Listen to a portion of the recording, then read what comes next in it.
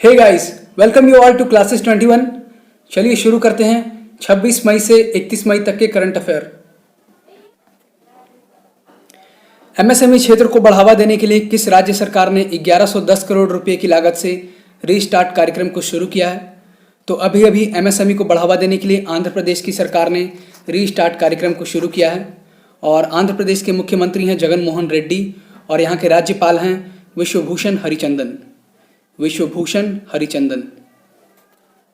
योगेश गौर का निधन हो गया अभी अभी। इनका संबंध किस क्षेत्र से था? योगेश गौर गीतकार थे, यानी कि गीत लिखते थे। इनके प्रसिद्ध गीतों में कहीं दूर जब दिन ढल जाए, रिमझिम घिरे सावन और जिंदगी कैसी है ये पहेली जैसे गीत शामिल हैं। इन्हें दादा साहब फाल्के पुरस्कार भी मिल चुका है, तो इनका अभी अभी निधन हो गया। ये थे गीतकार।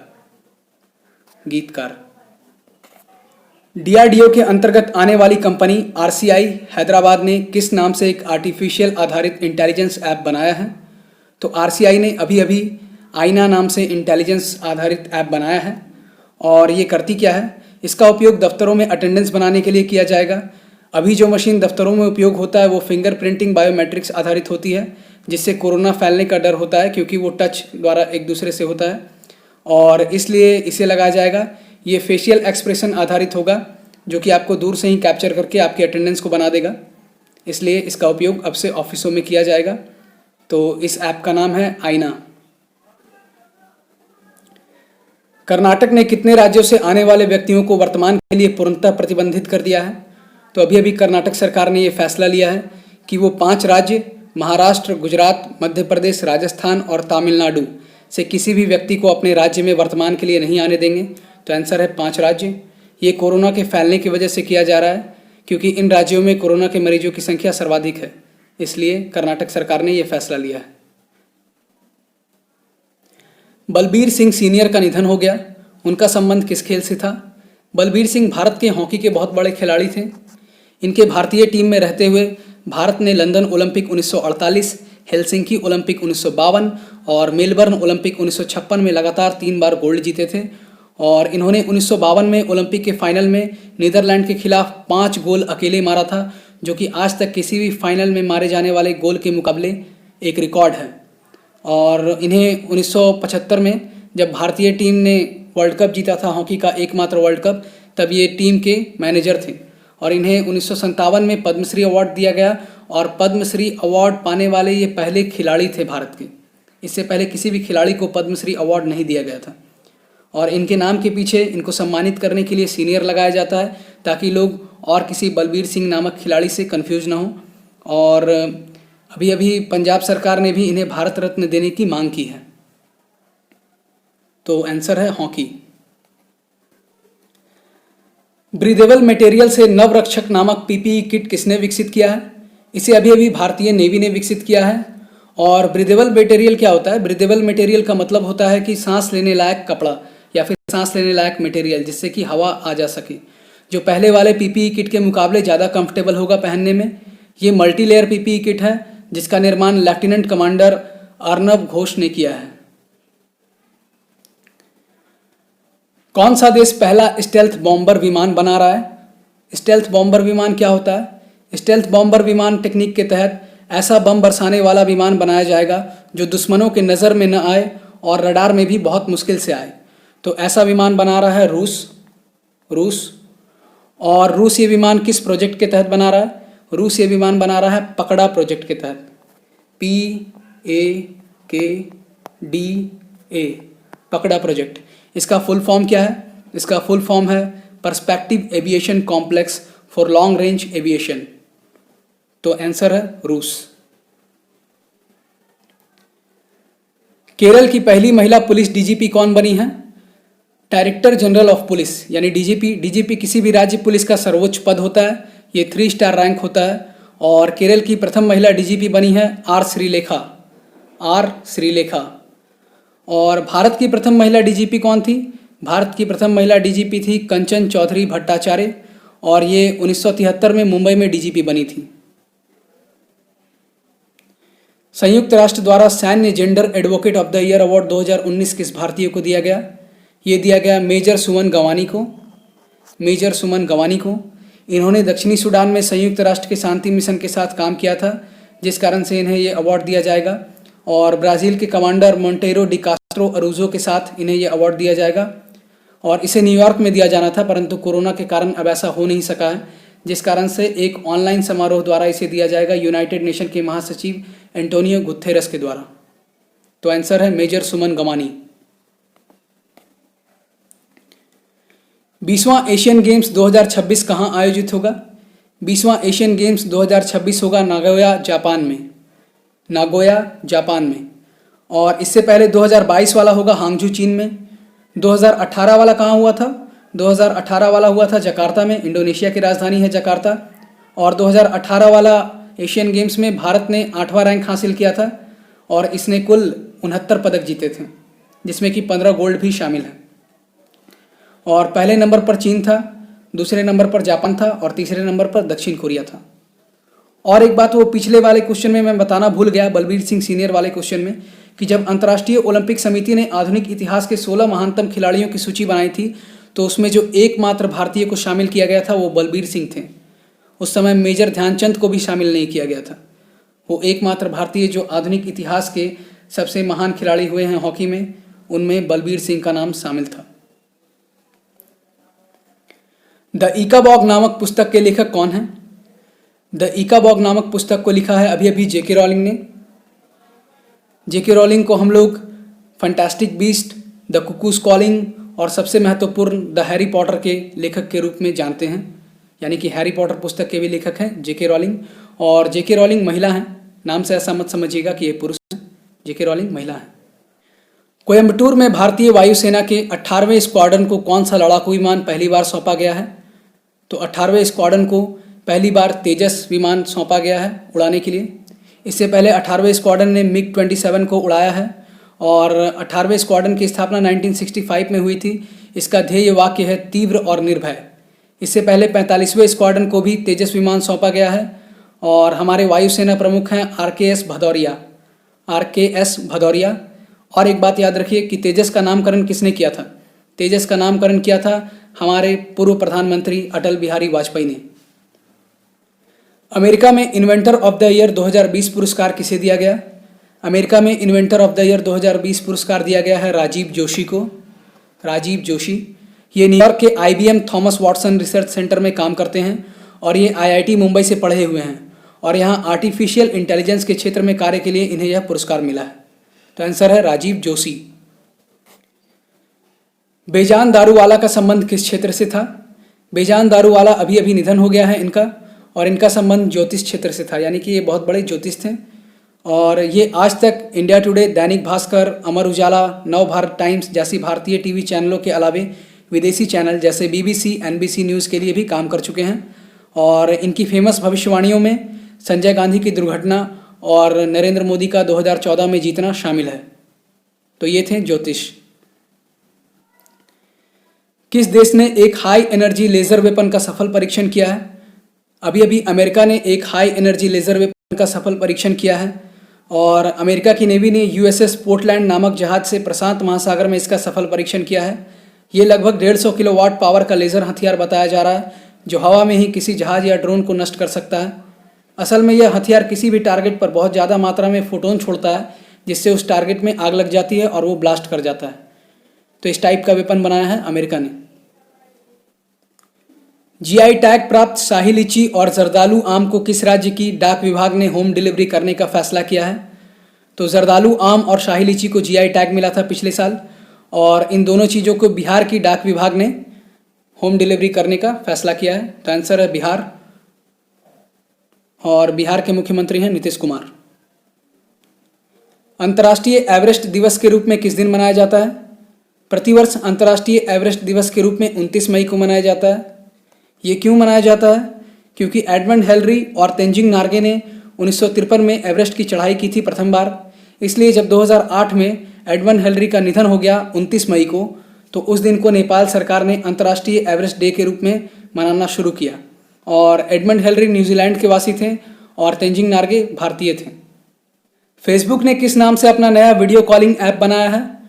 तो फेसबुक ने कैचअप के नाम से अभी अभी अपना नया वीडियो कॉलिंग ऐप बनाया है और इससे फेसबुक पर आप वीडियो कॉलिंग से बात कर सकते हैं और एक साथ 8 लोग जुड़ सकते हैं। कैचअप। विप्रो के नए एमडी और सीईओ कौन बने हैं?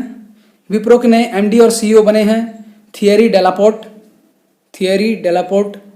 और अभी नीमचवाला ने इस्तीफा दे दिया था कुछ समय पहले, उसके बाद इन्हें चुना गया है। और विप्रो एक आईटी कंपनी है भारत की। इसकी स्थापना 1945 में हुई थी और इसकी स्थापना की थी मोहम्मद हाशिम प्रेमजी ने। विप्रो का मुख्यालय है बेंगलुरु में। इंदिरा गांधी हत्याकांड की जांच के लिए किस आयोग की स्थापना की गई थी? इंदिरा गांधी हत्याकांड की जांच के लिए ठक्कर आयोग की स्थापना की गई थी। ठक्कर आयोग। और 31 अक्टूबर 1984 को इंदिरा गांधी की हत्या हुई थी। इनकी हत्या का मुख्य कारण ऑपरेशन ब्लू स्टार था, जिसकी वजह से सिखों की धार्मिक भावनाओं को ठेस पहुंचा था और इस कारण से इनके बॉडीगार्ड सतवंत सिंह और बेअंत सिंह ने इनकी हत्या कर दी थी। बाय नाउ पे लेटर ऑफर किस वाहन कंपनी ने शुरू किया है? बाय नाउ पे लेटर ऑफर शुरू किया है अभी अभी मारुति सुजुकी ने। लॉकडाउन के कारण कारें बिक नहीं रही है, जिस कारण से मारुति सुजुकी ने यह फैसला किया है और यह ऑफर 30 जून तक के लिए है। इसके तहत कार खरीदने पर कुछ माह तक आपसे कार की ईएमआई नहीं ली जाएगी और इसके लिए इन्होंने चोलमंडलम इन्वेस्टमेंट और फाइनेंस कंपनी से समझौता भी किया है, जो आपको कार खरीदने के लिए 90% तक फंडिंग भी देगी। तो आंसर है मारुति सुजुकी। संयुक्त राष्ट्र अंतर्राष्ट्रीय शांति सैनिक दिवस किस दिन मनाया जाता है? संयुक्त राष्ट्र अंतर्राष्ट्रीय शांति सैनिक दिवस मनाया जाता है 29 मई को। 29 मई। और इस बार का इसका थीम था women in peace keeping a key to peace. Women in peace keeping a key to piece. इस दिन को मनाने का प्रस्ताव संयुक्त राष्ट्र महासभा द्वारा 29 मई 2003 को घोषित किया गया था।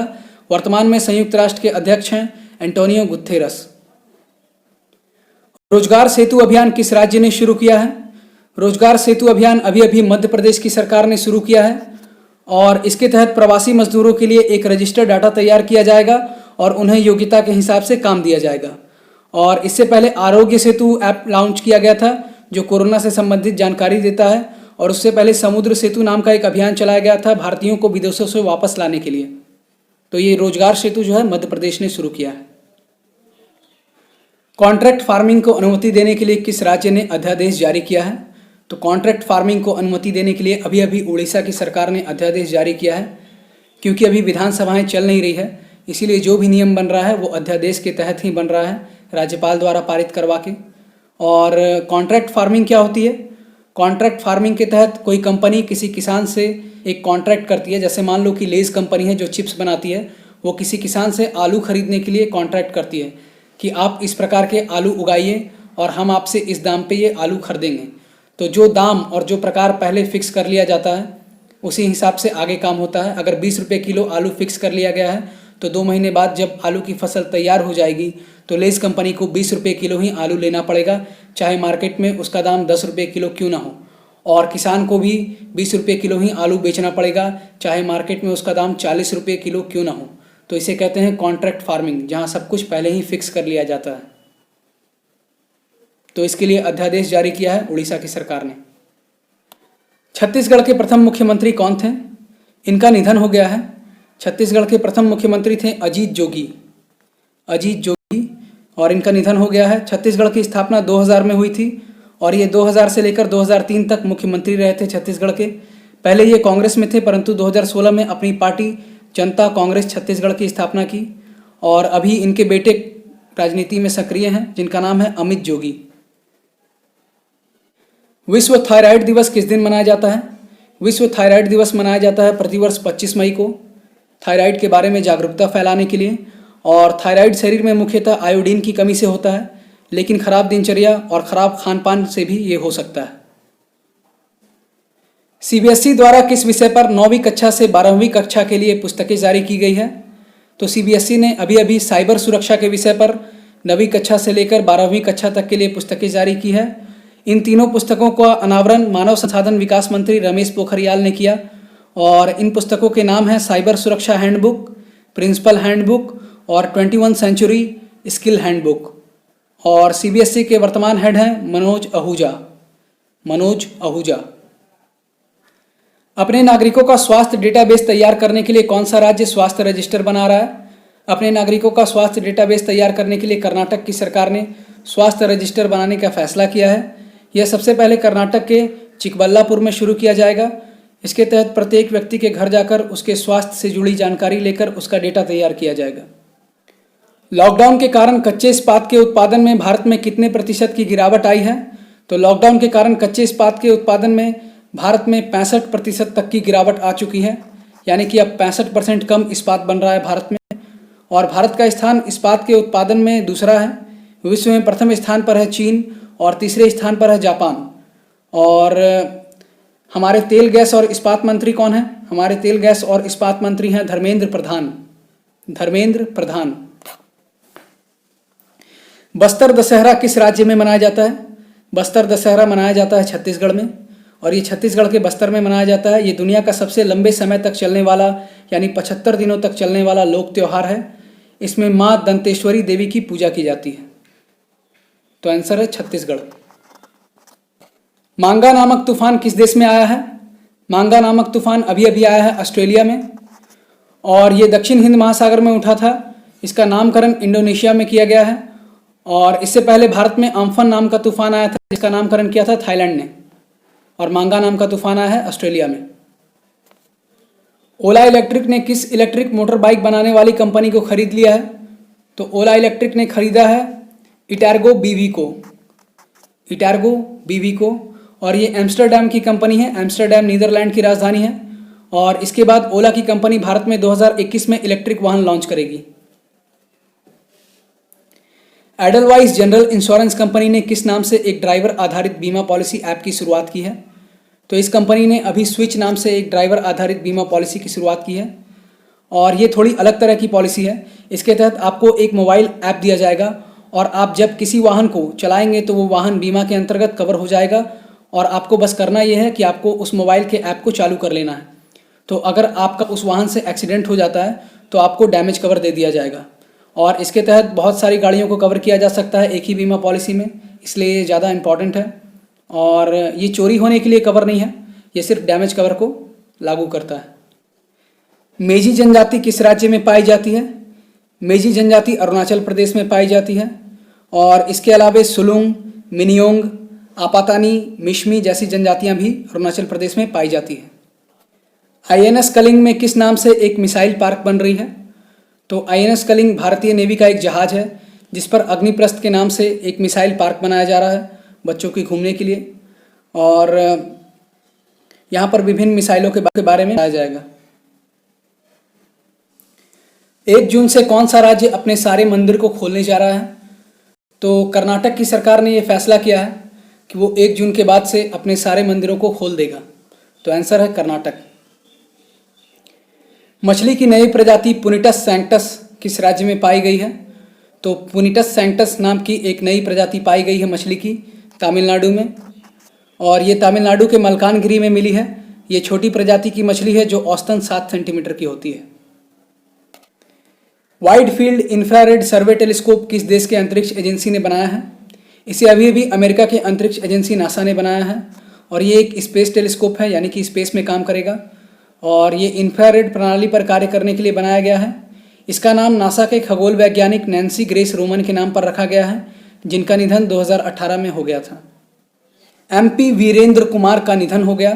इनका संबंध किस क्षेत्र से था? तो ये राजनेता थे, और ये केरला से राज्यसभा के सदस्य थे एमपी वीरेंद्र कुमार। और ये प्रसिद्ध मलयाली लेखक और पत्रकार भी थे। ये प्रेस ट्रस्ट ऑफ इंडिया के 3 बार अध्यक्ष भी रह चुके थे। क्रिस्टोफर मैरियक्स पुरस्कार किसे दिया गया? क्रिस्टोफर मैरियक्स पुरस्कार अभी अभी दिया गया है क्वारशा अब्दुल करीम को। क्वारशा अब्दुल करीम जो कि एक महिला हैं, और ये साउथ अफ्रीका की वैज्ञानिक हैं, और ये पुरस्कार फ्रांस के द्वारा दिया गया है।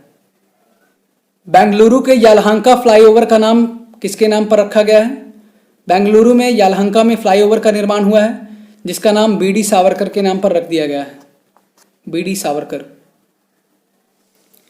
इंडिगो के नए स्वतंत्र निदेशक कौन बने हैं? तो इंडिगो के नए स्वतंत्र निदेशक बने हैं वेंकटरमणी सुमंत्रन। वेंकटरमणी सुमंत्रन। और इंडिगो के वर्तमान सीईओ कौन हैं? इंडिगो के वर्तमान सीईओ हैं रोनू दत्ता। रोनू दत्ता।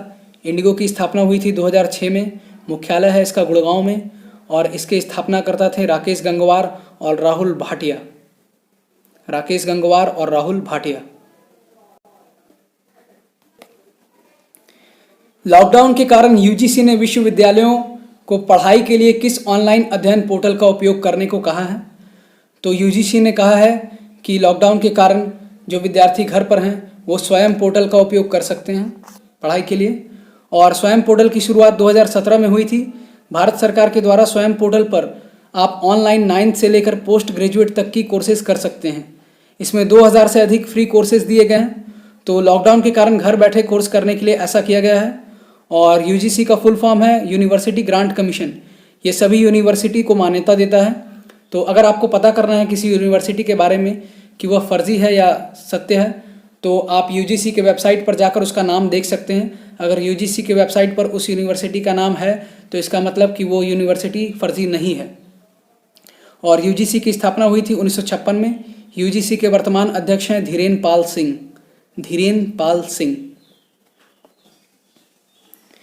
चार धाम परियोजना के तहत हिमाचल प्रदेश के किस शहर में 400 मीटर लंबी सुरंग का निर्माण किया गया है?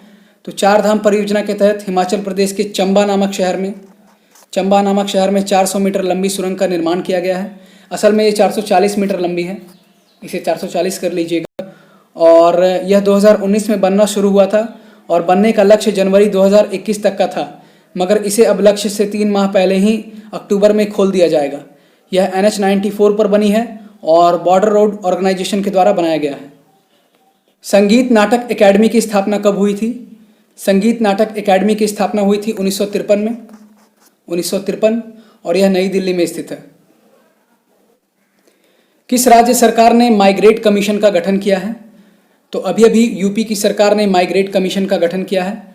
इसके तहत जो 23 लाख कामगार श्रमिकों को वापस लाया गया है उनके लिए यूपी सरकार रोजगार की व्यवस्था करेगी, उनके बैंक अकाउंट खुलवाएगी और उनके रहने के लिए सस्ते दरों पर किराए के मकान उपलब्ध करवाएगी। सड़क निर्माण के लिए महाराष्ट्र सरकार को $177 मिलियन का ऋण कौन दे रहा है? तो सड़क निर्माण के लिए महाराष्ट्र को $177 मिलियन का ऋण दे रहा है एडीबी, यानी Asian development bank. Asian development bank का मुख्यालय है मनीला में और इसके वर्तमान अध्यक्ष हैं मसात्सुको आसाकावा। कौन सा राज्य आयुर्वेदिक दवा पंचगव्य को कोरोना के लिए विकसित करने के लिए शोध कर रही है? तो ये गुजरात की सरकार कर रही है ये शोध, और ये क्लिनिकल ट्रायल गुजरात के राजकोट में होगा। और पंचगव्य क्या है? पंचगव्य गाय से मिलने वाले 5 तत्व गोमूत्र, गोबर, दूध, दही और घी से मिलकर बनने वाली आयुर्वेदिक दवाई है। इसका उपयोग कैंसर जैसी बीमारियों के लिए हो रहा है और अब इसे कोविड-19 पर उपयोग करने की योजना बनाई जा रही है। किस कलाकार के 115वें जयंती पर national gallery of modern art द्वारा उनके जीवन पर वर्चुअल टूर का आयोजन किया गया? तो राम किंकर बैज जिनकी 115वीं जयंती थी 26 मई को, उनके ज़िंदगी पर ये वर्चुअल टूर का आयोजन किया गया। और राम किंकर बैज पश्चिम बंगाल के मूर्तिकार और पेंटर थे। 1970 में इन्हें पद्म भूषण दिया गया था और 1980 में इनकी मृत्यु हो गई थी। और national gallery of modern art स्थित है दिल्ली में। इसकी स्थापना हुई थी 1954 में। किस भारतीय एथलीट को वाडा ने 4 वर्ष के लिए प्रतिबंधित कर दिया है? तो किरणजीत कौर, जो कि भारतीय धावक हैं, इन्हें प्रतिबंधित दवाइयों के सेवन के उपयोग के लिए बैन कर दिया गया है 4 वर्ष के लिए वाडा द्वारा। वाडा का फुल फॉर्म है वर्ल्ड एंटी डोपिंग एजेंसी, जिसका मुख्यालय है मॉन्ट्रियल कनाडा में। और इन्होंने टाटा स्टील कोलकाता 25K में भाग लिया था और उसमें स्वर्ण पदक जीता था, जिसे इनसे वापस ले लिया गया है। तो आंसर है किरणजीत कौर। भारत ने किस देश को एक मिलिट्री वॉर गेम सेंटर बना के दिया है?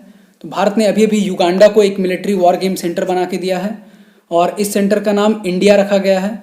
मिलिट्री वॉर गेम सेंटर वो होता है जहां मिलिट्री वाले वर्चुअली रूप से अभ्यास करते हैं और स्ट्रैटेजी बनाते हैं।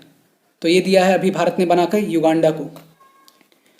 कोरोना के कारण हुई मौतों का विस्तार से डाटा तैयार कराने का आदेश किस राज्य ने दिया है?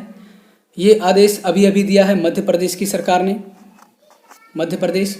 और मध्य प्रदेश के सीएम हैं शिवराज सिंह चौहान और राज्यपाल हैं लालजी टंडन। भारतीय खेल प्राधिकरण साई के महानिदेशक कौन हैं? भारतीय खेल प्राधिकरण के महानिदेशक हैं संदीप प्रधान। और ये खबरों में इसलिए हैं क्योंकि इनके कार्यकाल को 2 वर्ष के लिए और बढ़ा दिया गया है। और भारतीय खेल प्राधिकरण का मुख्यालय नई दिल्ली में है और इसकी स्थापना 1984 में हुई थी। सलमान खान द्वारा किस नाम से एक पर्सनल केयर प्रोडक्ट के ब्रांड को लॉन्च किया गया है? तो इन्होंने अभी अपना एक नया ब्रांड लॉन्च किया है जिसका नाम है फ्रेश। और ये कंपनी पहले डिओड्रेंट लॉन्च करने वाली थी, परंतु समय को देखते हुए इन्होंने पहले सैनिटाइज़र को लॉन्च किया है और इसके सैनिटाइज़र के 100 ml के सैनिटाइज़र के पैक की कीमत है 50 रुपये। तो नया ब्रांड है फ्रेश। मुख्यमंत्री स्वरोजगार योजना किस राज्य की है? मुख्यमंत्री स्वरोजगार योजना अभी अभी शुरू किया है उत्तराखंड ने, और वापस लौटते मजदूरों को अपना बिजनेस शुरू करने के लिए ये मदद करेगी। उत्तराखंड के सीएम हैं त्रिवेंद्र सिंह रावत और राज्यपाल हैं बेबी रानी मौर्य। आरबीआई ने किस दिन तक बैंकों द्वारा दिए गए ऋण के ब्याज पर राहत को बढ़ावा दिया है? तो अगर आपने बैंक से ऋण लिया है तो अभी आप 21 अगस्त तक उसके ब्याज को चुकाने के लिए बाध्य नहीं हैं, यानी कि इसकी अवधि को 3 माह तक के लिए और बढ़ा दिया गया है। आरबीआई की स्थापना हुई थी 1935 को कोलकाता में और आरबीआई के गवर्नर हैं शक्तिकांत दास। पैग्माटाइट किस प्रकार की चट्टान का उदाहरण है? पैग्माटाइट आग्नेयी चट्टान का एक उदाहरण है। तो उत्तर है आग्नेयी चट्टान। कौन सा राज्य 800 किलोमीटर लंबी हर्बल सड़क बना रहा है? तो उत्तर प्रदेश की सरकार ने 800 किलोमीटर लंबी हर्बल सड़क का निर्माण करने का फैसला लिया है। ये हर्बल सड़क क्या है? इसके तहत 800 किलोमीटर लंबी सड़कों के किनारे पीपल, आंवला, नीम, जामुन, बेल आदि जैसे हर्बल पौधे लगाए जाएंगे। और इसकी घोषणा यूपी के उप मुख्यमंत्री ने की है और यूपी के उप मुख्यमंत्री हैं केशव प्रसाद घोष और यूपी के मुख्यमंत्री हैं योगी आदित्यनाथ। ब्रिक्स बैंक के नए अध्यक्ष कौन बने हैं? ब्रिक्स बैंक के नए अध्यक्ष बने हैं मार्कोस प्राडो ट्राइजो। मार्कोस प्राडो ट्राइजो, और इन्होंने केवी कामत का स्थान लिया है। और ब्रिक्स बैंक को न्यू डेवलपमेंट बैंक के नाम से भी जाना जाता है, न्यू डेवलपमेंट बैंक। और ब्रिक्स की स्थापना हुई थी 2009 में। 2009 में इसकी स्थापना हुई थी ब्रिक के नाम से, BRIC। इसमें था ब्राज़ील, रशिया, इंडिया और चाइना। और 2010 में इसमें साउथ अफ्रीका जुड़ गया तो इसका नाम हो गया ब्रिक्स, यानी कि लास्ट में एक एस लग गया, एस से साउथ अफ्रीका। तो 2010 के बाद से इसे ब्रिक्स के नाम से जाना जाता है। और ब्रिक्स बैंक की स्थापना हुई थी 2014 में। इसका मुख्यालय है शंघाई, चीन में। कौन सी आईआईटी वाहनों को हल्का बनाने के लिए मैग्नीशियम के उपधातु विकसित कर रही है? तो मैग्नीशियम की उपधातु बना रही है आईआईटी मद्रास, जिसका उपयोग वाहनों में होगा। और ये मिश्र धातु वाहनों को बनाने के लिए उपयोग में आने वाले स्टील और एल्यूमिनियम की जगह लेंगे। और इसको बनाने के लिए आईआईटी मद्रास ने यूनिवर्सिटी ऑफ नॉर्थ टेक्सास और यूएस आर्मी रिसर्च लेबोरेटरीज के साथ भी समझौता किया है। तो आंसर है आईआईटी मद्रास। किस देश की रेसलर हाना किमुरा का निधन हो गया है? तो अभी जापान की एक रेसलर थी हाना किमुरा, जिनका निधन हो गया है। इनकी उम्र मात्र 22 वर्ष थी। इन्होंने नेटफ्लिक्स के एक सीरीज़ में भी काम किया था और ऐसा माना जा रहा है कि उसके बाद इनको सोशल मीडिया पर काफ़ी निशाना बनाया जा रहा था, इनके रंग को लेकर के, इनके एशियन होने को लेकर के। और इसके कारण ये डिप्रेशन में रहती थी और शायद इन्होंने आत्महत्या कर ली है, ऐसा माना जा रहा है। तो आंसर है जापान। ब्रिक्स देशों की आयकर विभाग की बैठक कहाँ आयोजित हुई? ब्रिक्स देशों की आयकर विभागों के प्रमुख की बैठक हुई थी अभी रूस में।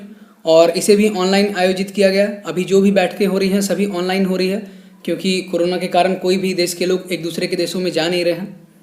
तो ये आयोजित हुई रूस में। वक्रांगी नामक कंपनी ने सूक्ष्म बीमा उत्पादों को बेचने के लिए किस बीमा कंपनी से समझौता किया है? वक्रांगी नामक कंपनी ने अभी भारतीय जीवन बीमा निगम यानी कि LIC के साथ समझौता किया है। और LIC का हेडक्वार्टर है मुंबई में और LIC के वर्तमान अध्यक्ष हैं MR Kumar. UEFA euro 2020 tournament किस देश ने जीता? तो यूएफा यूरो कप 2020 जीता है इटली ने। ये एक ऑनलाइन गेमिंग टूर्नामेंट था, क्योंकि मैदान पर अभी फुटबॉल मैच हो नहीं रहे हैं, इसलिए कोनामी के PlayStation 4 पर ये ऑनलाइन खेला गया, जिसे इटली ने फाइनल में सर्बिया को हरा करके जीत लिया। और कोनामी के गेमिंग को हम लोग बचपन से जानते हैं। बचपन में हम लोग एक गेम खेलते थे कॉन्ट्रा, वो भी कोनामी कंपनी का ही था। और यूएफा का फुल फॉर्म है union of European football association. इसकी स्थापना हुई थी 1954 में और इसका मुख्यालय है न्योन, स्विट्जरलैंड में। और विश्व फुटबॉल का मुख्यालय कहाँ है? यानी फीफा का मुख्यालय है ज़ुरिक, स्विट्जरलैंड में। पाइका नृत्य किस राज्य का है? पाइका नृत्य किया जाता है झारखंड में। और झारखंड के वर्तमान में मुख्यमंत्री हैं हेमंत सोरेन और इनकी पार्टी का नाम है झारखंड मुक्ति मोर्चा। आम को ऑनलाइन बेचने के लिए कर्नाटक की सरकार से समझौता करने वाली ई कॉमर्स कंपनी कौन सी है? आम को ऑनलाइन बेचने के लिए कर्नाटक की सरकार से समझौता किया है फ्लिपकार्ट ने, फ्लिपकार्ट। और इसके तहत कर्नाटक के किसानों ने आम बोर्ड से मिलकर फ्लिपकार्ट के साथ देश भर में ऑनलाइन आम की डिलीवरी के लिए समझौता किया है। 36वां राष्ट्रीय खेल कहाँ आयोजित होने वाला था? 36वां राष्ट्रीय खेल आयोजित होने वाला था गोवा में। इसे अभी रद्द कर दिया गया है कोरोना के कारण।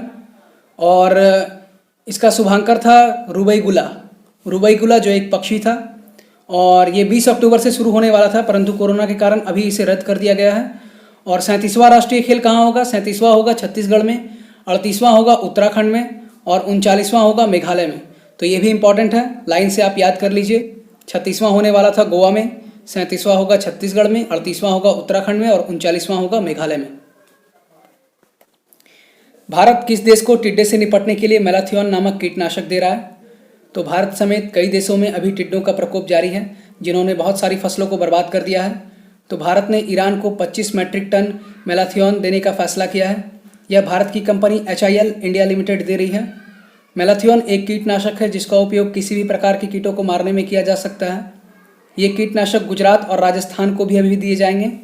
और अभी इससे पहले HIL ने पेरू नामक देश को 10 मैट्रिक टन मैंकोजेब नामक फफूंद नाशक भी दिया था। HIL का फुल फॉर्म है हिंदुस्तान इंसेक्टिसाइड्स लिमिटेड। तो उत्तर है ईरान। भारतीय राष्ट्रीय राजमार्ग प्राधिकरण पर वित्तीय जानकारियां छुपाने के लिए किसने 7 लाख का जुर्माना लगाया है? तो ये जुर्माना सेबी ने लगाया है भारतीय राष्ट्रीय राजमार्ग प्राधिकरण पर। और सेबी का फुल फॉर्म है security and exchange board of India. इसकी स्थापना हुई थी 1988 में। मुख्यालय है इसका मुंबई में। वैधानिक मान्यता इसे मिली थी 1992 में। और वर्तमान में अध्यक्ष हैं अजय त्यागी। तो उत्तर है सेबी।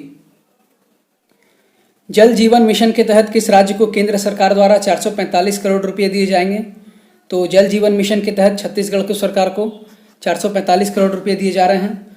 और इस मिशन के तहत प्रत्येक घर में 2023-24 तक 100% नल से जल की आपूर्ति का लक्ष्य है। और 445 करोड़ रुपये से 20 लाख परिवारों तक घरों में नल का कनेक्शन लगवाया जाएगा। और छत्तीसगढ़ के मुख्यमंत्री हैं भूपेश बघेल और राज्यपाल हैं अनुसुईया उइके। SN राजेश्वरी किस इंश्योरेंस कंपनी के अध्यक्ष और MD बने हैं?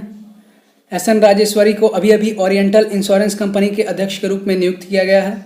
इसकी स्थापना हुई थी 1947 में और इसका हेडक्वार्टर है नई दिल्ली में। तो आंसर है ओरिएंटल इंश्योरेंस कंपनी। स्वान नदी किन 2 राज्यों को जोड़ती है? स्वान नदी जोड़ती है पंजाब और हिमाचल प्रदेश को। पंजाब और हिमाचल प्रदेश के बीच में स्थित है। और अभी अभी इसके ऊपर एक पुल का निर्माण हुआ है जो इन दोनों राज्यों को जोड़ेगी।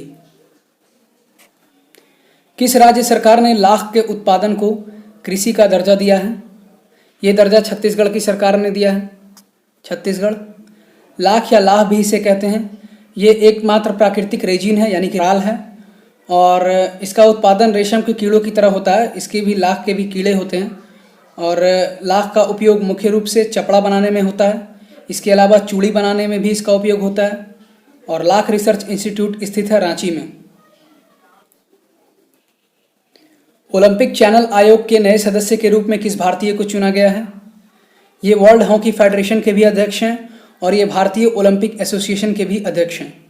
इनका नाम है नरेंद्र बत्रा। नरेंद्र बत्रा। और हेमंत विश्वास शर्मा जो हैं वो बैडमिंटन एसोसिएशन ऑफ इंडिया के अध्यक्ष हैं। और Dushyant Chautala table tennis association of India के अध्यक्ष हैं। और मृदुल भदौरिया जो हैं वो अध्यक्ष हैं कबड्डी एसोसिएशन ऑफ इंडिया के। राजेंद्र प्रसाद सम्मान किस राज्य का सर्वोच्च साहित्य सम्मान है? यहाँ पर साहित्य होगा। और ये बिहार राज्य का सर्वोच्च साहित्य सम्मान है। बिहार। बिहार के मुख्यमंत्री हैं नीतीश कुमार। इनकी पार्टी का नाम है जनता दल यूनाइटेड। और यहाँ के राज्यपाल हैं फागू चौहान। रायसीमा लिफ्ट सिंचाई परियोजना किस राज्य में बन रही है? ये आंध्र प्रदेश में बन रही है। और ये खबरों में इसलिए है क्योंकि इसके काम को अभी रोक दिया गया है और NGT ने इसे रोक दिया है। NGT के द्वारा इसे अप्रूवल नहीं मिला है। और इसके अलावा एक और योजना पोलावरम योजना, वो भी आंध्र प्रदेश की थी। और आंध्र प्रदेश के CM हैं जगन मोहन रेड्डी। इनकी पार्टी का नाम है YSR कांग्रेस। और आंध्र प्रदेश के राज्यपाल हैं विश्वभूषण हरिचंदन। विश्वभूषण हरिचंदन। गोवा का राज्य दिवस किस दिन मनाया जाता है? गोवा का राज्य दिवस प्रत्येक वर्ष 30 मई को मनाया जाता है। 30 मई। इसकी स्थापना हुई थी 1987 में। ये 25वां राज्य बना था भारत का। और गोवा की राजधानी है पणजी। यहाँ की भाषा है कोंकणी और मुख्यमंत्री हैं प्रमोद सावंत। गोवा के राज्यपाल हैं सत्यपाल मलिक। गोवा को 1961 में ऑपरेशन विजय के द्वारा पुर्तगालियों से आज़ाद कराया गया था। सुवर्णावती किसकी सहायक नदी है? सुवर्णावती कावेरी की सहायक नदी है, तो उत्तर है कावेरी। इसके अलावा अमरावती, लोकपावनी और हेमावती भी कावेरी की सहायक नदी है। कावेरी नदी तलकावेरी नामक स्थान से निकलती है और हिंद महासागर में गिरती है। मुस्तफा हुसैन का निधन हो गया। इनका संबंध किस क्षेत्र से था? मुस्तफा हुसैन लेखक थे। ये उर्दू के बहुत बड़े लेखक थे और इन्हें पद्मश्री अवार्ड भी मिल चुका है 2007 में, परंतु 2019 में सीएए के प्रोटेस्ट के दौरान इन्होंने इस अवार्ड को वापस कर दिया था। वर्ल्ड मेंस्ट्रुअल हाइजीन डे किस दिन मनाया जाता है? मेंस्ट्रुअल हाइजीन का हिंदी में मतलब होता है मासिक धर्म स्वच्छता। तो विश्व मासिक धर्म स्वच्छता दिवस मनाया जाता है 28 मई को।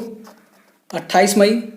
और पीरियड्स के बारे में जागरूकता फैलाने के लिए इस दिन को मनाया जाता है। और पीरियड्स आने का समय औसतन 28 दिन का होता है और इसका असर औसतन 5 दिन का रहता है। इसलिए इसे 28 तारीख और 5वां महीना यानी कि 28 मई को मनाया जाता है। और इस बार का इसका थीम था पीरियड्स इन पैंडेमिक, क्योंकि कोरोना वायरस पैंडेमिक चल रहा है, इसलिए इसका थीम था पीरियड्स इन पैंडेमिक। कहाँ की पुलिस द्वारा एक झंडे का अनावरण किया गया है जिस पर वाक्य लिखा है सर्विस एंड करेज? तो यह लद्दाख की पुलिस का नया झंडा है जिस पर नारा लिखा है सर्विस एंड करेज। 2019-20 में भारत की अर्थव्यवस्था में वृद्धि दर कितना प्रतिशत रही है?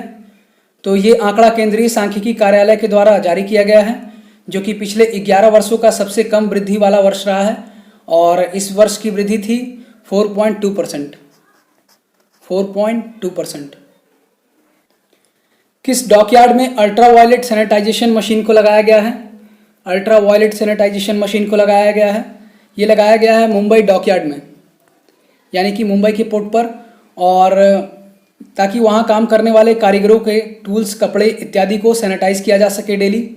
और अल्ट्रावायलेट सैनिटाइजर से इंसान को सैनिटाइज नहीं किया जा सकता है, क्योंकि अल्ट्रावायलेट किरणें इंसान के लिए घातक होती हैं, इससे कैंसर होने का खतरा रहता है।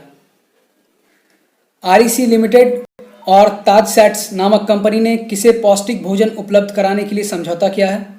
तो इन दोनों कंपनियों ने आपस में समझौता किया है हेल्थ केयर वर्कर्स को पौष्टिक भोजन उपलब्ध कराने के लिए। और ताज सैट्स एयरलाइंस में खाना पहुंचाने वाली एक कंपनी है। आरटी लैम्प आधारित टेस्ट किट बनाने के लिए IIM जम्मू ने किस कंपनी के साथ समझौता किया है? तो IIM जम्मू ने समझौता किया है रिलायंस के साथ। रिलायंस। और ये किट 45 से 60 मिनट में रिजल्ट देगी और प्रत्येक किट का खर्चा होगा लगभग 200 के करीब। और आरटी लैम्प का फुल फॉर्म है reverse transcriptase loop mediated isothermal amplification. और IIM का फुल फॉर्म है Indian institute of integrated medicine. ये CSIR के अधीन एक संस्था है। किस राज्य सरकार ने खेलों को उद्योग का दर्जा दिया है? तो मिजोरम राज्य की सरकार ने खेलों को उद्योग का दर्जा दिया है। और मिजोरम के मुख्यमंत्री हैं जोरामथांगा। यहाँ के राज्यपाल हैं PS श्रीधरन पिल्लई। और इससे पहले उत्तराखंड ने नदियों को जीवित वस्तु का दर्जा दिया था। खीर भवानी मेला कहाँ आयोजित होता है? खीर भवानी मेला का आयोजन जम्मू कश्मीर में होता है, जम्मू कश्मीर में। और कोरोना के कारण इस मेले को रद्द कर दिया गया है। जम्मू कश्मीर के गांदरबल जिले के खीर भवानी माता मंदिर में यह मनाया जाता है। ये कश्मीरी पंडितों द्वारा मनाया जाता है। असल में यहाँ रगण्या देवी का मंदिर है, परंतु यहाँ खीर चढ़ाने की परंपरा है, अतः इसे खीर माता मंदिर भी कहा जाता है। देमवंद नामक शांत ज्वालामुखी किस देश में स्थित है? देमवंद नामक ज्वालामुखी स्थित है ईरान में। ईरान। और ईरान के प्रेसिडेंट हैं हसन रूहानी। राजधानी है तेहरान। मुद्रा है रियाल और तोमन। इसके अलावा कोह सुल्तान नामक शांत ज्वालामुखी भी ईरान में है। मनरेगा में रोजगार देने के मामले में मध्य प्रदेश का कौन सा जिला प्रथम स्थान पर है? मनरेगा में रोजगार देने के मामले में मध्य प्रदेश का बालघाट प्रथम स्थान पर रहा। और MNREGA Mahatma Gandhi National Rural Employment Guarantee Act है और इसकी स्थापना हुई थी 2005 में। इसमें 100 दिन का रोजगार गारंटी के साथ दिया जाता है और न्यूनतम इसमें मजदूरी 220 रुपये दी जाती है। मेलघाट टाइगर रिजर्व किस राज्य में स्थित है? मेलघाट टाइगर रिजर्व स्थित है महाराष्ट्र में। तो उत्तर है महाराष्ट्र। ये थे 26 मई से 31 मई तक के करंट अफेयर। अगर आपको मेरे वीडियोस पसंद आ रहे हैं तो मेरे चैनल को सब्सक्राइब करिए, मेरे वीडियोस को लाइक करिए, शेयर करिए और मिलते हैं अगले वीडियो में। जब तक के लिए गुड बाय।